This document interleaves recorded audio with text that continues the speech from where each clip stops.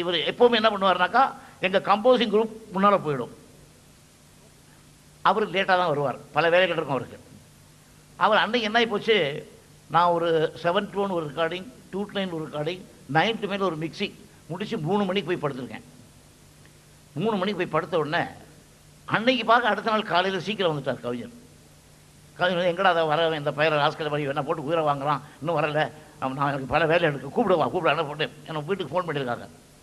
என்னுடைய secretary phone எடுத்து என்ன சொல்லிவிட்டான், ஐயா தூங்கிட்டு இருக்காரு.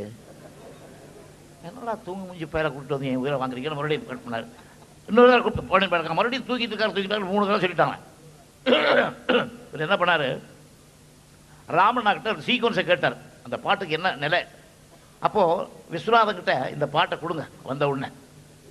அவன் வந்து இதுக்கு மெட்டு போடுறதுக்குள்ள நான் அனுபவலை வந்து எழுதித்தரேன் அப்படின்ட்டு அவர் விட்டுட்டு போயிட்டார். 3ஆவது தடவை போனப்போ கவிஞர் காத்துட்ருக்கானான்னு சொன்ன உடனே நான் உளுந்து அடித்து ஓடி பாதி குளிச்சு பாதி குளிக்காமல் சட்டையெல்லாம் எடுத்து போட்டு ஓடினேன். அங்கே போன உடனே ராமண்ணா டைரக்டர் இருக்கார், இந்த பல்லவி எழுதியிருக்காது என் படத்துக்கு பொருத்தமாக இருக்குது என்னுடைய சிச்சுவேஷனுக்கு, நீங்கள் என்ன பண்ணுறீங்க, இதுக்கு மெட்டு போட்டுங்க தம்பி, இது வந்து எம்ஜிஆர் பாடுற மாதிரி தான் இந்த மாதிரி சிச்சுவேஷன், பல்லவி நல்லா இருக்குது, நீங்கள் பல்லவிக்கு டியூன் போட்டுருங்க அப்படின்னு பல்லவியை என் கையில் கொடுத்தார்.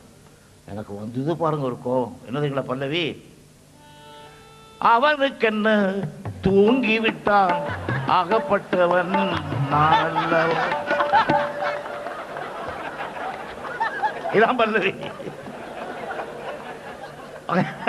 எனக்கா கோவம் ஒரு பக்கம், என்னடா இவ்வளோ லேட்டாக தூங்கிட்டு இருக்கேன், அதுக்கு இப்படியா பல்லவி வருது, பொருத்தமாக இருக்கும்டா.